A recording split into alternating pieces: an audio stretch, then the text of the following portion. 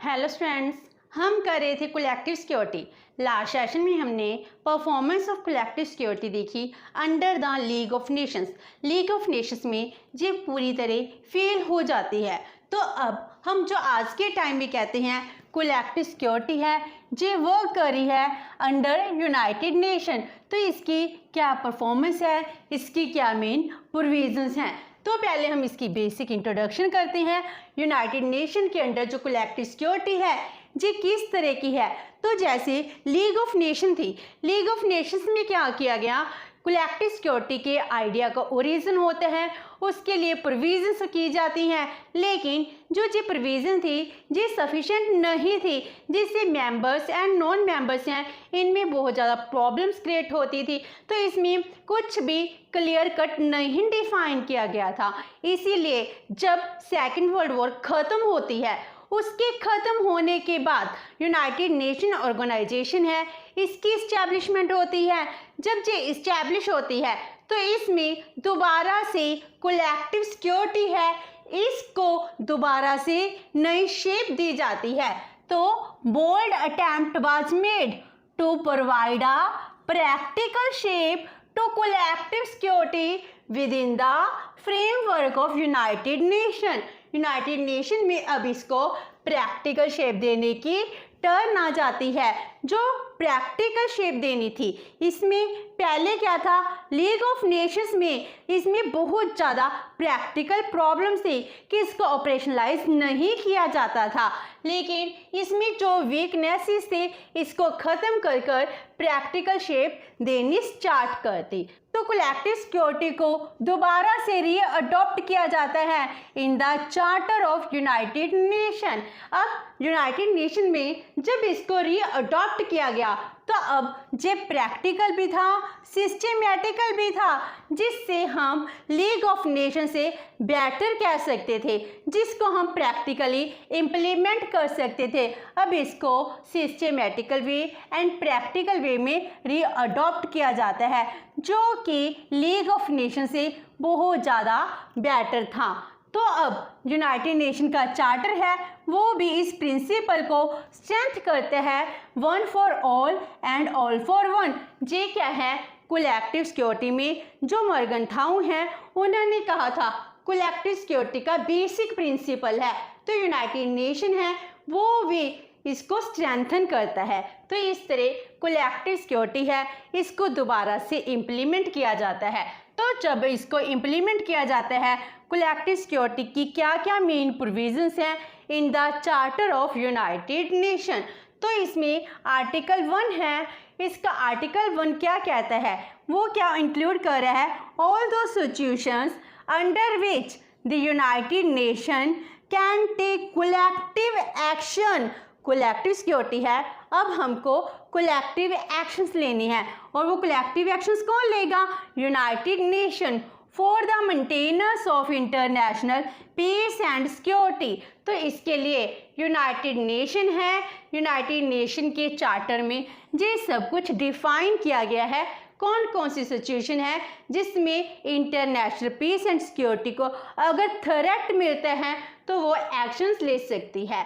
After that जो United nation का charter है उसका चैप्टर नंबर 7 जिसके आर्टिकल 39 से 51 तक हैं, वो चैप्टर किससे डील करता है, with action with respect to threat to the peace. Meaning जब किसी कंट्री पर अटैक होता है, वॉर होती है, किसी की पीस को थ्रेट मिलता है, तो उस टाइम यूनाइटेड नेशन कौन सी एक्शन ले सकता है।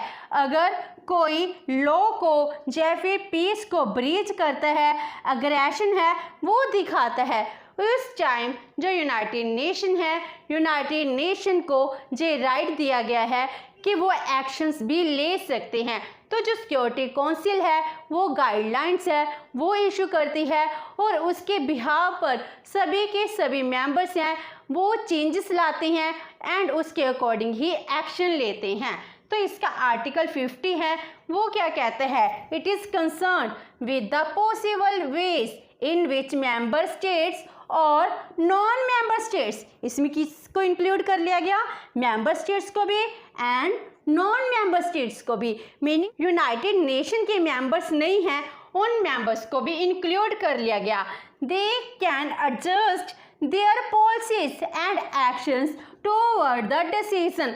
अब जो सिक्योरिटी काउंसिल है उसने जो भी डिसीजंस लिए हैं उसके अकॉर्डिंग सभी member states and non member states हैं अपनी पॉलिसीज में चेंज करेंगे, अपने एक्शन में चेंज करेंगे, ताकि जो कलेक्टिव सिक्योरिटी का प्रिंसिपल है इसको प्रैक्टिकल शेप दी जाए।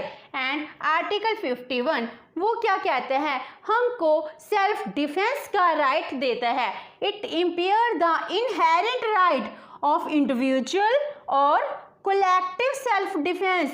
एक नेशन अकेले भी सेल्फ डिफेंस का राइट रखता है, अगर वो साथ में मिलकर सेल्फ डिफेंस के राइट को यूज़ करना चाहते हैं वो भी कर सकते हैं। इंडिविजुअल स्टेट हैं उसको भी राइट है, कलेक्टिव स्टेट्स हैं इनको भी ये राइट दिया गया है। If N arm attack occur against a member of United nation, अगर किसी यूनाइटेड नेशन के मेंबर के अगेंस्ट कोई भी अटैक करता है तो कलेक्टिवली एंड इंडिविजुअली सभी एक्शंस ले सकते हैं, तो जी सेल्फ डिफेंस का राइट बन जाता है। तो जी होगी main provisions of the charter of United nation. और उसके बाद जब 1945 में यूनाइटेड नेशन इस्टेब्लिश किया जाता है उसके बाद इसकी प्रोविजंस को अडॉप्ट किया जाता है। अब उसके बाद इसकी टर्न आती है वर्किंग की और performance of collective security under United nation. तो सबसे पहले कौन सी प्रोविजन आती है, कोरियन क्राइसिस, जो 1950 से लेकर 53 तक चलता है, जो सबसे इम्पोर्टेंट और सबसे पहला क्राइसिस था, जिसमें यूनाइटेड नेशन की कुछ अचीवमेंट्स भी रहती हैं और कुछ फेलियर्स भी रहती हैं। तो कोरियन क्राइसिस क्या था जी, किसके बिटवीन था, north Korea and south Korea के बिटवीन था। एंड इसमें क्या था, जो नॉर्थ कोरिया था इसको सपोर्ट कौन कर रहा था, China, Soviet union, and south Korea को सपोर्ट कौन कर रहा था, यूएसए सपोर्ट कर रहा था। अब देखें दो कंट्रीज होगी, north Korea and south Korea, इन दोनों में वॉर हो रही है और इसमें यूएसए जो कैपिटलिज्म को फेवर करता है वो आ गया, सोवियत यूनियन एंड चाइना जो कम्युनिज्म को फेवर कर रही है। तो जी कोल्ड वॉर का पीरियड भी था जिसमें यूएसएसआर एक ब्लॉक था, यूएसए ब्लॉक था। तो इस तरह दोनों ब्लॉक के बिटवीन वॉर स्टार्ट हो जाती है।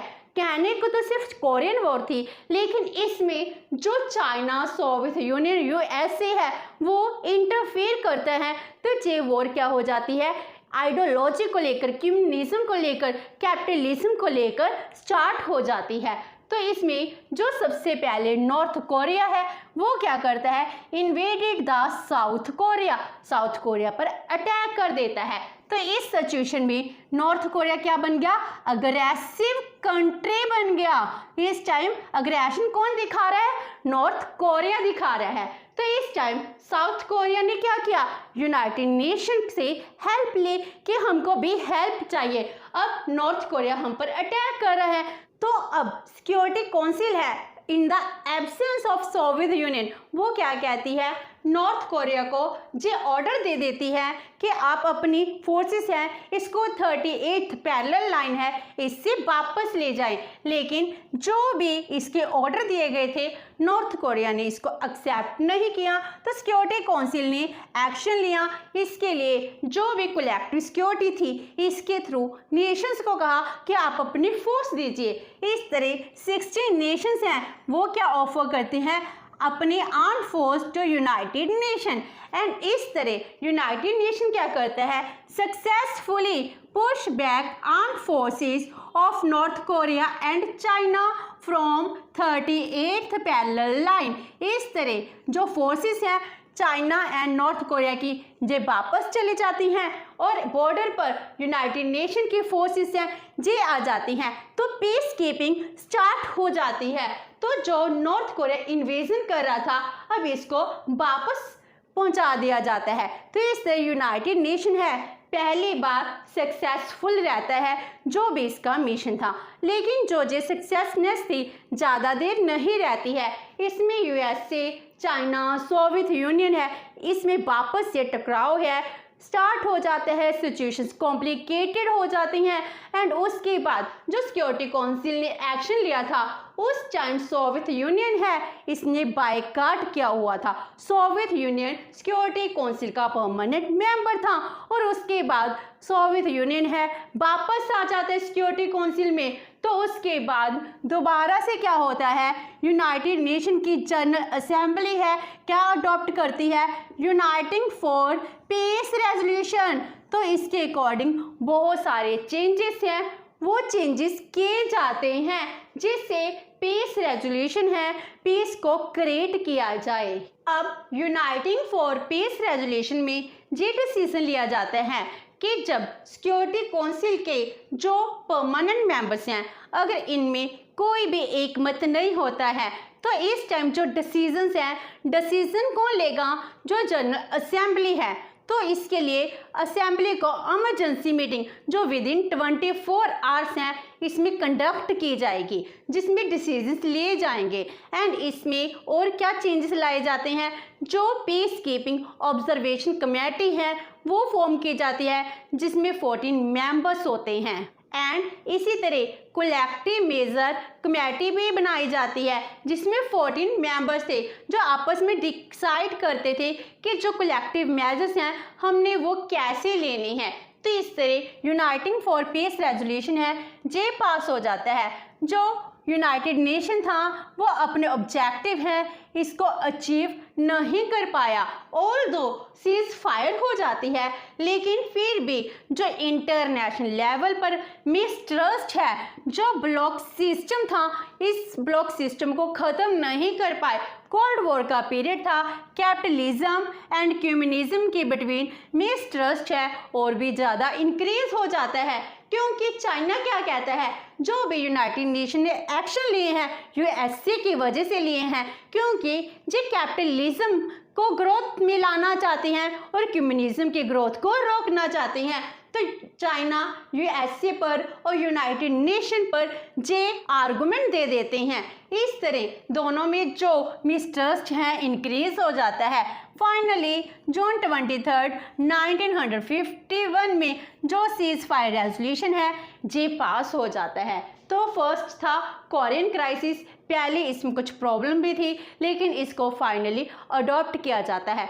जब कोरियन वॉर ख़त्म हो जाती है उसके बाद क्या होता है, जिस सक्सेसफुली फिर वर्क करता है। एक्चुअल में जो यूनाइटेड नेशन का कलेक्टिव सिक्योरिटी का प्रिंसिपल है, इसकी जो सक्सेसनेस है, जब यूएसए एंड यूएसएसआर दोनों ब्लॉक लिक्विडेट हो जाते हैं, ख़त्म हो जाते हैं, कोल्ड वॉर ख़त्म हो जाती है, उसके बाद ही सक्सेसफुल वर्क कर पाती है। लेकिन सुएज कैनल क्राइसिस है, इसको भी जे अच्छे से सॉल्व कर पाती है। सुएज कैनल जो कि मेडिटेरियन सी एंड रेड सी है, इनके बिटवीन ट्रेड करने के लिए एक कैनल बनाई गई थी, जो इजिप्ट है इसकी बाउंड्री से गुजरती है। तो इजिप्ट ने क्या किया, 26 जुलाई 1956 को इस कैनल को नेशनलाइज करने का काम स्टार्ट कर दिया। अब इजराइल है, इजराइल भी क्या है, इसकी नेबरिंग कंट्री है, उसने क्या कर दिया, इजिप्ट के बाउंड्रीज पर अटैक कर दिया। तो इस टाइम जो अग्रेसिव कंट्री है वो कौन है, इजराइल बन जाता है। और ब्रिटेन एंड फ्रांस है, वो भी क्या कर लेते हैं, इजराइल को ज्वाइन कर लेते हैं। अब एक तरफ इजिप्ट, सेकंड तरफ इजराइल, ब्रिटेन एंड फ्रांस है। तो इस कंडीशन में इजिप्ट है यूनाइटेड नेशन से हेल्प मांगता है। तो इस टाइम जनरल असेंबली है रेजोल्यूशन पास कर देती है एंड इजिप्ट की हेल्प करती है। इस तरह जो डिफरेंट कंट्री से सोल्जर्स हैं वो इजिप्ट के लिए इस कंट्री में डिप्लॉय किए जाते हैं। तो सुएज कैनल में जो ब्रिटेन, फ्रांस एंड इजराइल की फोर्सेस थी, इसको वापस जाना पड़ता है एंड यूनाइटेड नेशन की जो फोर्स हैं वो आ जाती हैं। इस तरह क्या होता है, सुएज कैनल है, इस क्राइसिस को ख़त्म किया जाता है, जो यूनाइटेड नेशन की एक सक्सेसनेस मानी जाती है। Next is the Congo crisis 1960, जब कॉन्गो है बेल्जियम से इंडिपेंडेंट होता है तो इस टाइम कॉन्गो एंड बेल्जियम में प्रॉब्लम क्रिएट हो जाती है। बेल्जियम क्या करते हैं, जो कॉन्गो की प्रोविंसेस हैं, डिस्ट्रिक्ट हैं, इनमें अटैक करना स्टार्ट करते हैं, रिबेलेशन स्टार्ट कर देते हैं। अब कॉन्गो क्या करती है, यूनाइटेड नेशन से हेल्प मांगती है, तो यूनाइटेड नेशन इसकी हेल्प करते हैं एंड बेल्जियम की जो फोर्सेस थी वो वापस चली जाती हैं, जिससे पीस कीपिंग है दोबारा से मेंटेन की जाती है। आफ्टर दैट कुवैत प्रॉब्लम 1991, जब इराक है, इराक क्या करता है, कुवैत की जितनी भी टेरिटरीज हैं बहुत सारी टेरिटरी को ऑक्यूपाई कर लेता है। अब कुवैत है वो क्या करता है, यूनाइटेड नेशन से हेल्प मांगता है। तो 91 में जब गल्फ वॉर होती है तो इराक के अंगेंस्ट सैंक्शंस हैं वो इम्पोज किए जाते हैं एंड फाइनली 2019 में यूएसए की कमांड के अंडर 28 नेशन की फोर्सेस भी जाती है, इराक पर अटैक करती है और कुवैत की जो भी टेरिटरी थी उसको वापस लिया जाता है। तो ये प्रॉब्लम्स भी सॉल्व कर दी जाती हैं।